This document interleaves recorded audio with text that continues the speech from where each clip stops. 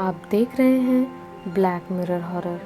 आज की कहानी में आगे बढ़ने से पहले अगर आपने हमारा चैनल अभी तक सब्सक्राइब नहीं किया है तो कर लें और साथ ही बेल आइकन को भी ज़रूर दबाएं। आप अपने ऐसे कोई अनुभव और कहानियाँ हमारे साथ शेयर कर सकते हैं हमारी इंस्टाग्राम आईडी पर। हमारी इंस्टाग्राम आईडी है black_mirror560, जिसका लिंक डिस्क्रिप्शन बॉक्स में दिया गया है। इस कहानी में आगे बढ़ने से पहले अगर आपने इस कहानी के पिछले भाग नहीं देखे हैं तो पहले उसे देख लें, वरना आपको आगे की कहानी समझ में नहीं आएगी। तो चलिए अब बढ़ते हैं आज की कहानी की ओर। अशोक, कौन है वो अजिंक्य और मेरी बेटी से उसकी क्या दुश्मनी है? परेश का इन सब बातों से क्या लेना देना है? अजिंक्य, ये सारा मामला परेश के अतीत से ही जुड़ा हुआ है अशोक। दरअसल शादी से पहले परेश का एक लड़की के साथ प्रेम संबंध था, लेकिन अपनी माँ के कहने से उसने उस लड़की को छोड़ मालिनी से शादी कर ली। परेश नहीं जानता था उसके बाद उस लड़की का क्या हुआ। अब इतने सालों बाद जब परेश अपने वर्तमान में एक खुशहाल जीवन बिता रहा था, उसकी मुलाकात उसके उसी पुराने प्यार से हो गई और तब से परेश अपनी सुध बुध खो बैठा। जो भी वो लड़की कहती परेश मानता गया। परेश खुद भी नहीं जानता कि वो किस जाल में फंस चुका है। मालिनी के साथ साथ उसका भी जीवन खतरे में है। अशोक, लड़की वो क्या चाहती है? और तुम तो कह रहे थे मालिनी किसी बुरे साये के वश में है, फिर ये परेश और लड़की का क्या मामला है? अजिंक्य, यही तो रहस्य है। उस लड़की ने परेश से कहा अपनी पत्नी को छोड़ देने के लिए, मगर बच्चों की नफरत से बचने के लिए उसने ये स्वीकार नहीं किया। तो उस लड़की ने परेश से तंत्र मंत्र करने का कहकर मालिनी को सबकी नज़रों में पागल साबित करने की सलाह दी, ताकि वो मालिनी को छोड़ के अकेले हो जाए। वो परेश को चाहती है, इसीलिए वो उसे सबसे दूर करना चाहती है।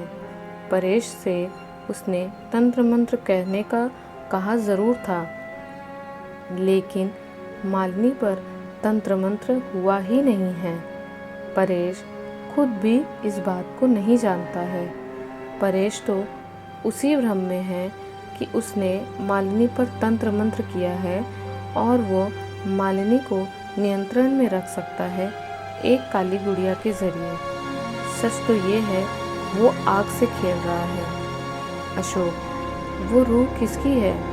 अजिंक्य, उसी लड़की की जिससे परेश प्यार करता था।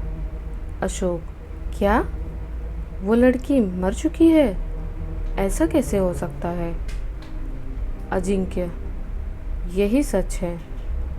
दरअसल जब परेश ने मालिनी से शादी की और ये बात उस लड़की को पता लगी, तो उसने अपने ही घर में खुद को आग लगा के आत्महत्या कर ली।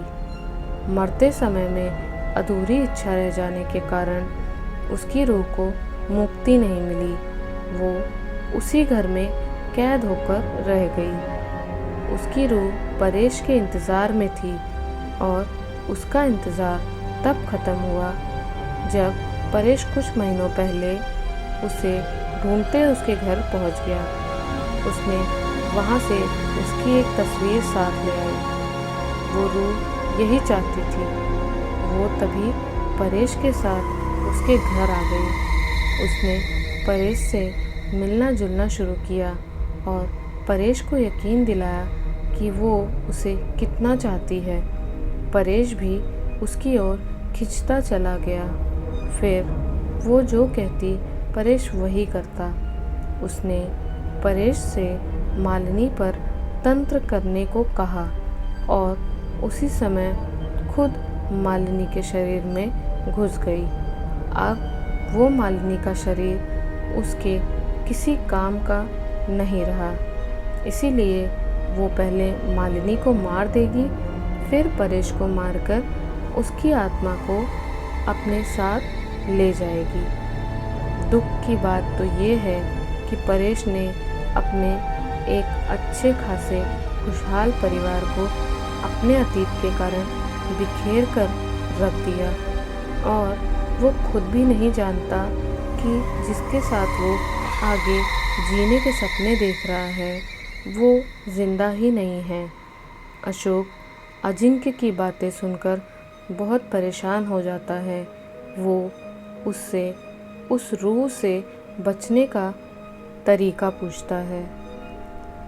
तो दोस्तों, क्या अजिंक्य और अशोक को मालिनी को उस खतरनाक साए से बचाने का कोई रास्ता मिलेगा? क्या परेश मधु की सच्चाई समय रहते जान पाएगा और खुद को और अपने परिवार को इस मुसीबत से बचा पाएगा? ये जानेंगे हम इस कहानी के अगले भाग में। कहानी पसंद आई हो तो वीडियो को लाइक और शेयर करें। साथ ही अपनी राय हमें कमेंट सेक्शन में ज़रूर बताएं। मिलते हैं इस कहानी के अगले भाग में।